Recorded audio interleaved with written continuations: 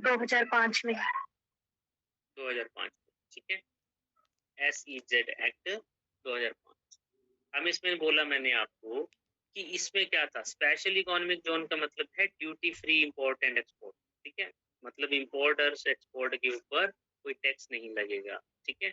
जो हम डोमेस्टिक घरेलू जो हमारी उपलब्धता होगी सामान की, जो हम इंपोर्ट करवाएंगे, वहां पे कोई भी टैक्स नहीं लगेगा। और ये जो ऑपरेशनल होंगी, जो आपकी स्पेशल इकोनॉमिक जोन, जिसे आपको मैंने बताया था मेनली कांडला, ठीक है। तो वहां पे और बिल्कुल कांडला जो गुजरात में है पोर्ट है, वहां पे ये एक्सपोर्ट जोन जो है वो बनाया गया, इंपोर्ट जोन। तो स्पेशल इकोनॉमिक जोन का हिस्सा है कांडला, ठीक है। धीरे धीरे ये प्रमोट हुआ, ठीक है, 2000 में, फिर 2005 में इसके लिए प्रॉपर एक्ट बना, ठीक है। तो ये चीजें जब 2006 में प्रॉपरली एक्टिव होके चली ढंग से, तो इसको बोला गया कि हम यहाँ पे 100% FDI जो है वो अलाउ कर। अभी ये पता क्या है, देखिए 100% FDI का मतलब है कि जो भी हमारे पास चीजें आएंगी, मतलब कोई भी देश हमारा यहाँ पे डायरेक्टली इन्वेस्टमेंट करेगा, ठीक है।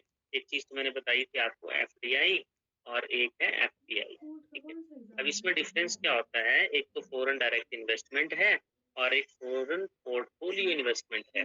फॉरेन डायरेक्ट इन्वेस्टमेंट होती है जो कोई दूसरा देश हमारे देश में एक नई कंपनी लगाता है शुरुआत से, ठीक है। वो यहाँ पे इन्वेस्ट करेगा और कंपनी लगाएगा, यहाँ के लोगों को रोजगार देगा, तब वो पैसा कमाएगा, ठीक है। बट FPI जो है ना, ये एक जल्दी से कमाने वाली बात है तो इसमें भी फॉरेन का पैसा, बट वो शेयर मार्केट में लगाते हैं, ठीक है। इंडियन कंपनीज में शेयर मार्केट में पैसा लगाएंगे और जैसे ही उनका प्रॉफिट बना वो निकल जाएंगे, ठीक है।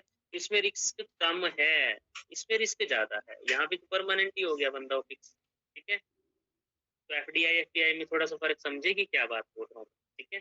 इसमें आप जो है वो इंडियन कंपनीज में ही पैसा लगा रहे हैं और उसमें इंडिया में आप अपनी कंपनी खोल रहे हैं, ठीक है। तो FDI और FPI में ये बेसिक डिफरेंस, ठीक है।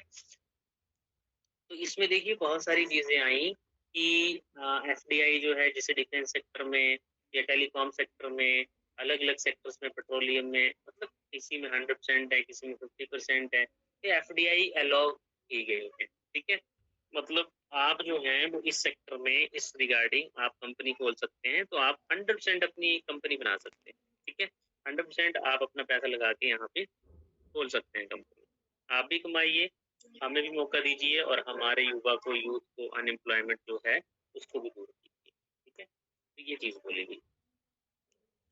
चलिए, बाकी एक मैंने बताया था आपको इसके साथ साथ फॉरेन एक्सचेंज रिजर्व, तो वो तो शायद मैंने कर भी लिया था डिस्कस। याद है किसी को फॉरेन एक्सचेंज रिजर्व में क्या बताया था मैंने? फेमा और फेरा वो तो कर लिया था हमने डिस्कस, है ना। रिजर्व, हाँ वो हो गया था। याद है कि नहीं फेरा और फेमा के बारे में? फेरा क्या बताया था मैंने?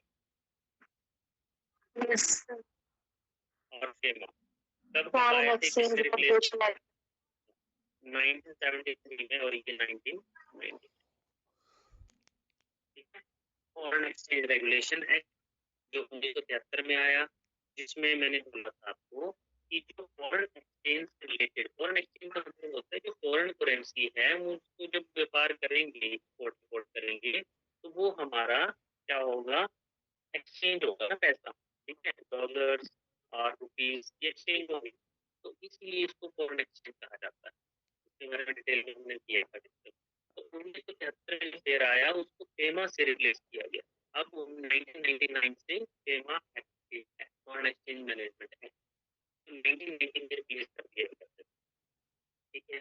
ताकि इससे जो रिलेटेड ऑफेंसेस होंगे, तो भी फॉरेन एक्सचेंज से रिलेटेड जो सिविल ऑफेंस होंगे, तो सारे इसी में ट्रीट किए जाएंगे, उसमें एड्रेस किए जाएंगे,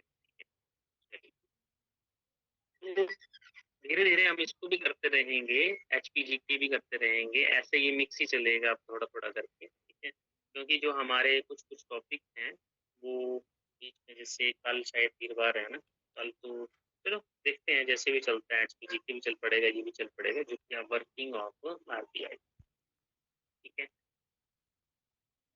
आरबीआई कब बना, क्यों बना? गवर्नमेंट ऑफ इंडिया एक्ट आपको पता होगा, फेडरल बैंक बना था गवर्नमेंट ऑफ इंडिया एक्ट 1935, ये मैंने आपको हिस्ट्री में भी बताया। ठीक है, चलिए, चलो बाकी इसके बारे में कल करते हैं डिस्कस।